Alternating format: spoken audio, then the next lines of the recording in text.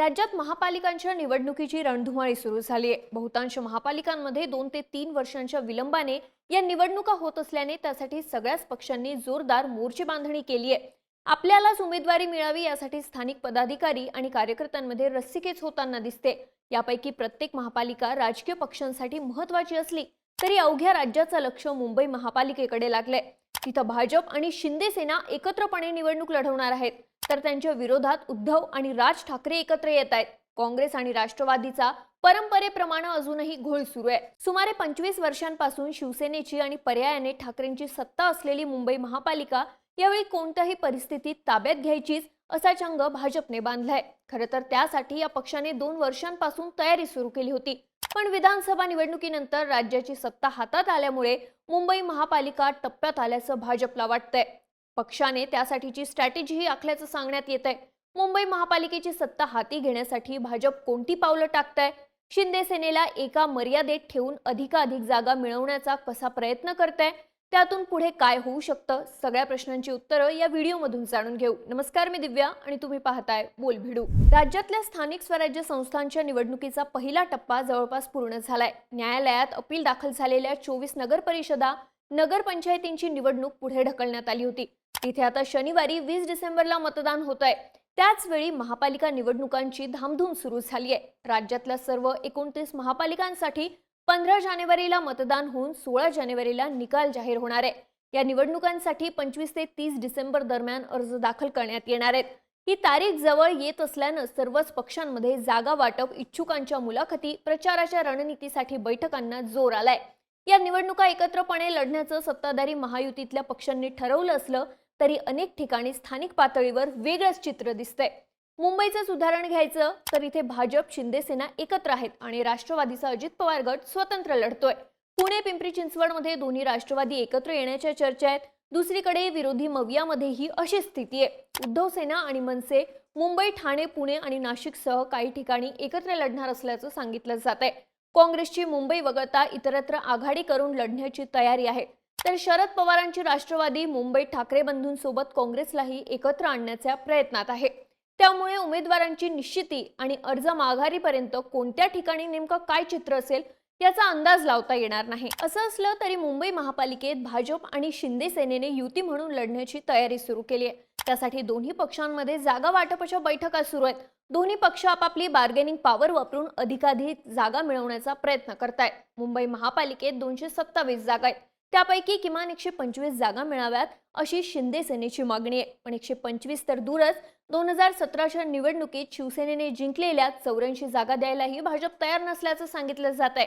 2017 मध्ये भाजपने शिवसेनेच्या खालोखाल 82 जागा जिंकल्या होत्या। त्या जागा कायम ठेवताना शिंदे सेना दावा सांगत असलेल्या तसंच उद्धव सेना आणि काँग्रेसने जिंकलेल्या जागाही आपल्याकडे घेण्याचा भाजपचा प्रयत्न आहे। जितक्या जास्त जागा आपल्या वाट्याला येतील तितका महापालिकेच्या सत्तेचा दावा भक्कम होईल असं भाजपला वाटतंय। त्यामुळे पक्षाने केलेल्या अंतर्गत सर्वेचा हवाला देऊन शिंदे सेनेला एका मर्यादेत ठेवण्याचा भाजपचा प्रयत्न आहे। जास्त जागांसाठी पुढे करण्यात येत असलेला भाजपचा हा सर्वे काय आहे आणि त्या आडून हा पक्ष आपली स्ट्रॅटेजी कशी आखतोय ते बघू। मुंबई महापालिकेसाठी भाजपने केलेल्या या सर्वेत पक्षाला 100वर जागा मिळतील असे संकेत मिळाले आहेत। 2017च्या निवडणुकीत मिळालेल्या 82 जागा यावेळी कायम राहतीलच, शिवाय आणखी जवळपास 25 जागा भाजपला मिळतील अशी शक्यता या सर्वेमध्ये व्यक्त करण्यात आली आहे। म्हणजे भाजपने युतीमध्ये निवडणूक लढवली तरी त्याला 106 ते 107 जागा मिळू शकतात असं हा सर्वे सांगतो। मुंबई महापालिकेत बहुमतासाठी लागतात 114 जागा आणि हा सर्वे भाजपला 107 पर्यंत जागा देतोय।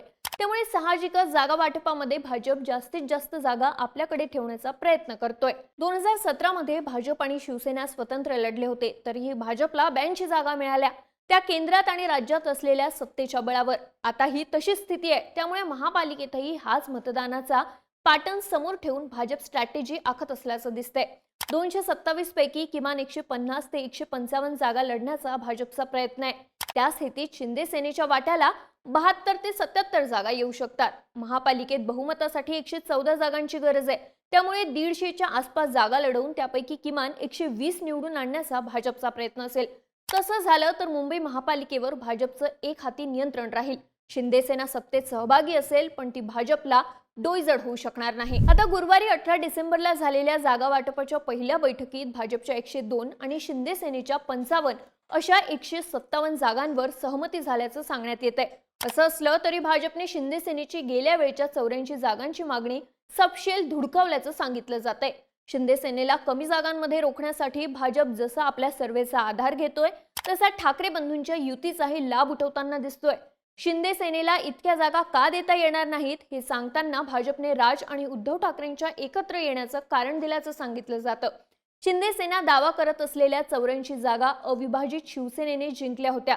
आता शिवसेना दुभंगली असली तरी मुंबईत एकट्या एकनाथ शिंदेंची तेवढी ताकद नाही।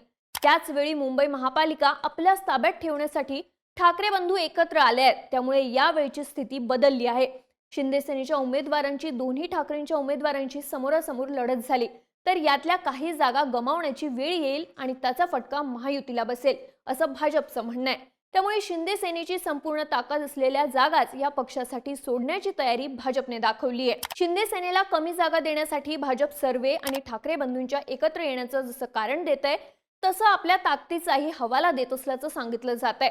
विधानसभा निवडणुकीत मुंबई शहर आणि उपनगरातल्या 36 पैकी 16 जागांवर भाजपचे आमदार निवडून आले आहेत तर केवळ 5 ठिकाणी शिंदे सेनेचे आमदार विजयी झाले।